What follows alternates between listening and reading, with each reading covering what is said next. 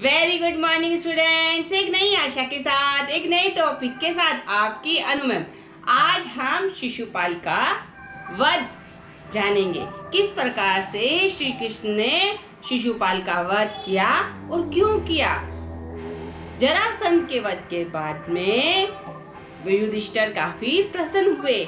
उन्होंने राजसूय यज्ञ को आरंभ करने का सोचा और उसके लिए उन्होंने कई लोगों को आमंत्रित किया।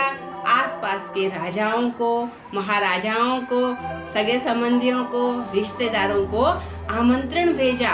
हस्तिनापुर उन्होंने नकुल को भेजा और उन्हें कहा कि वे भीष्म पितामह, द्रोणाचार्य, धृतराष्ट्र, कृपाचार्य इन सब को अपने साथ इंद्रप्रस्थ लाए।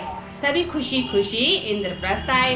धृतराष्ट्र भी पांडवों के लिए, उनकी माता कुंती के लिए, अपनी नववधू द्रौपदी के लिए, सुभद्रा के लिए बहुमूल्य उपहार लेकर आए। बड़ी धूमधाम से राजसूय यज्ञ आरंभ हुआ और निश्चित समय पर संपन्न भी हो गया।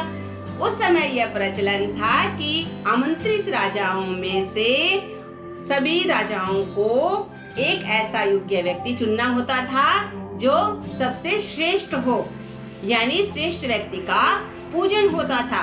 तत्पश्चात सभी राजाओं को आदर सम्मान के साथ विदाई दी जाती थी।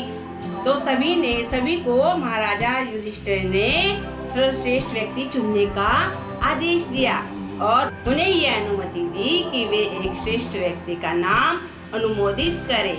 तब मगध देश का राजा सहदेव ने कहा कि मेरी दृष्टि में कृष्ण से बढ़कर कोई नहीं है। भीष्म और द्रोण ने भी उसकी बात पर सहमति जताई। तो कुछ राजाओं को कृष्ण के नाम पर आपत्ति थी। वे भीष्म और द्रोण का समर्थन करते हुए कृष्ण का विरोध करने लगे। उन राजाओं का नेता था शिशुपाल। शिशुपाल श्री कृष्ण की बुआ का बेटा था। वह हर समय श्री कृष्ण से चिढ़ा करता था। श्री कृष्ण की दिव्य शक्तियों, उनके चमत्कार और गुणों से वह हमेशा चिढ़ता रहता था और जब तब मौका मिलता था उन्हें अपशब्द बोलता था। और उसने सभा के बीच में खड़े होकर यह कहा, युधिष्ठिर, तुम्हें कहाँ से ये उचित लगता है कि द्रोण और भीष्म के रहते तुम कृष्ण का सम्मान करो। कृष्ण भला इस योग्य नहीं है, वे तो केवल कपटी हैं। सहदेव ने तो उनका समर्थन इसलिए किया क्योंकि सहदेव का उन्होंने अभिषेक किया और बेचारे पांडव तो उनसे भय खाते हैं। भीष्म और द्रोण भी उनके गुणों से प्रभावित है।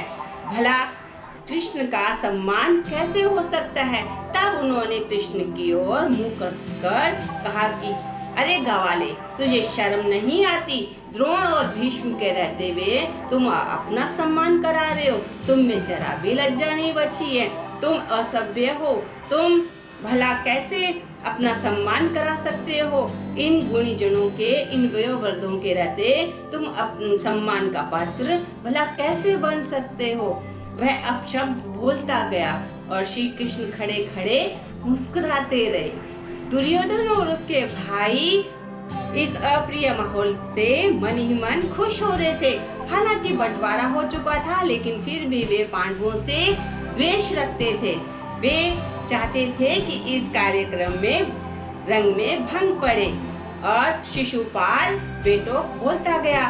उसे लग रहा था कि उसका कोई विरोध नहीं कर रहा, इसका मतलब सब उसका समर्थन कर रहे हैं।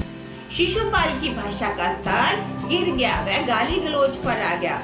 उसकी इस प्रकार की भाषा को देखकर भीष्म क्रोध से उबल पड़े और वे खड़े होकर बोले, आप लोग तो सभी जानते हैं, ब्राह्मणों में जो विद्वान होता है और क्षत्रियों में जो वीर होता है वही पूजा के योग्य होता है और मेरी दृष्टि से कृष्ण से बढ़कर कोई नहीं है।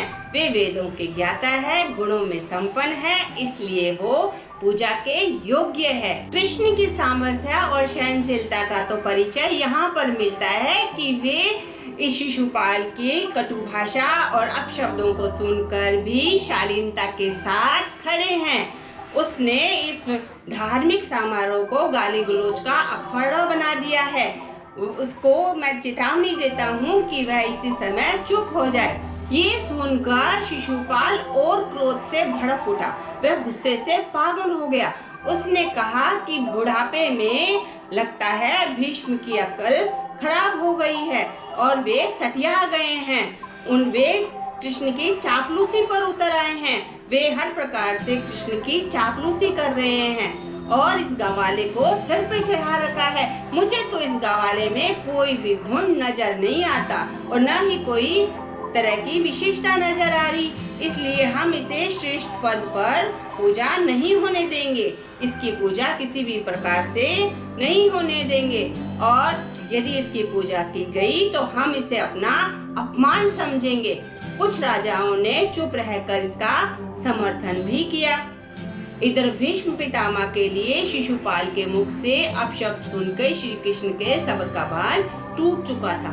उन्होंने सभा में उपस्थित लोगों को संबोधित करते हुए कहा, आदरणीय अतिथिगणों, जैसा कि आप जानते हैं शिशुपाल मेरे बुआ का बेटा है। यह मेरे से द्वेष क्यों रखता है यह मैं आज तक नहीं जान पाया हूँ, लेकिन यह हर प्रकार से मुझे क्षति पहुँचाने की कोशिश करता है। यह न केवल मुझे क्षति पहुँचाने की कोशिश करता है, इसने एक बार मेरी द्वारिका नगरी भी जलाने की कोशिश की, लेकिन हर बार मैं इसे क्षमा कर देता हूँ क्योंकि इसकी माता इसके अपराधों की क्षमा मुझसे मांग लेती है।